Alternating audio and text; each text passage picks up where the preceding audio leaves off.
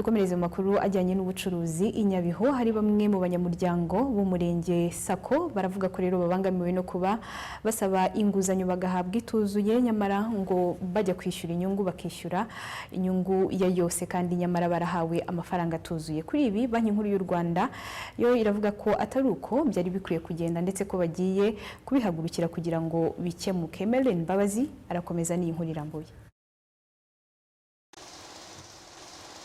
Ubushakashatsi bwa Finscope 2024 bwagaragaje ko abanyarwanda bagera kuri 96% bagerwaho na serivisi z'imari bavuye kuri 93% bariho mu mwaka wa 2020.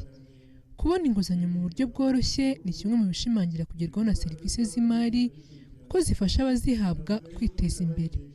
Icyakora ibisiko biri ku banyamuryango b'umurenge Sako aho bagaragaza ko babangamiwe no kuba basaba inguzanyo nyamara bagahabwa amafaranga atuzuye kandi bagiye kwishyura batanga inyungu z'amafaranga yuzuye bo barahawe igice.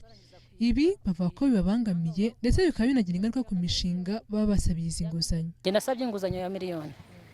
Maze gusaba inguzanyo ya miliyoni nifite ubwizigame bw'ibihumbi 300. Noneho bagiye kumpa amafaranga bampa ibihumbi 800. 200 arasigara. Ibihumbi 200 ntabwo nabihawe. Natanze inyungu yabyo. Kuna inyungu yari kuri miliyoni nishyura miliyoni n'inyungu zayo. Ngiye nkurikije uko amafaranga umuntu yayagujije kandi afite n'umushinga yateguye ntabwo umushinga ugerwaho 100%. Hari ibisigara kuko wabaguje inguzanyo ushaka kugira ngo ukemure ikibazo ntaho gikemuka 100%, ikemuka igice. Bikaba na ngombwa ko ushaka amafaranga ahandi kandi waragujije na hehe no muri banki. Ariko iyo uhawe inguzanyo ugereranyije n'amafaranga uba wasabye hari amafaranga asigara.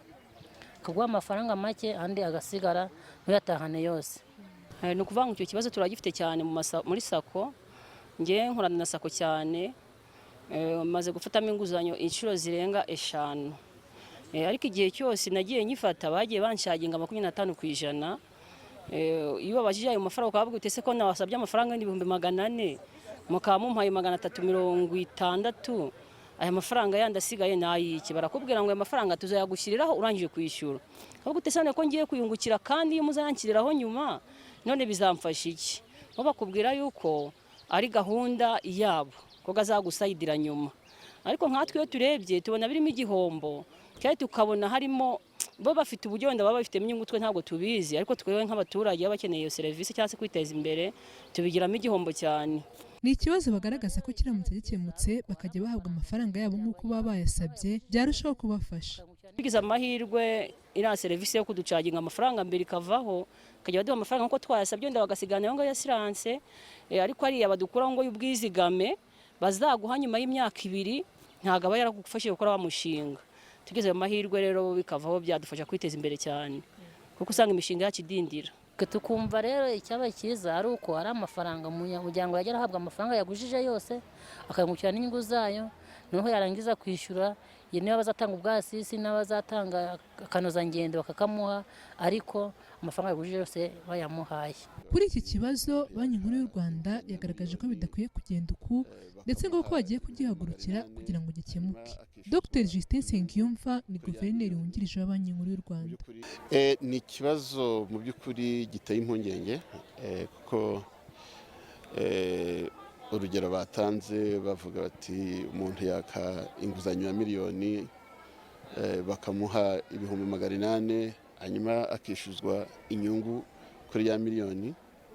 Mu by'ukuri ntabwo bikwiye kuba ari uko bimeze, kandi ni ikibazo twavuze ko turahagurukira. Twashyizeho umukozi wa BNR uzakikurikirana ku buryo twizera ko kizahita kivaho mu buryo bwihuse kuko ntabwo ariko bikwiye kugenda.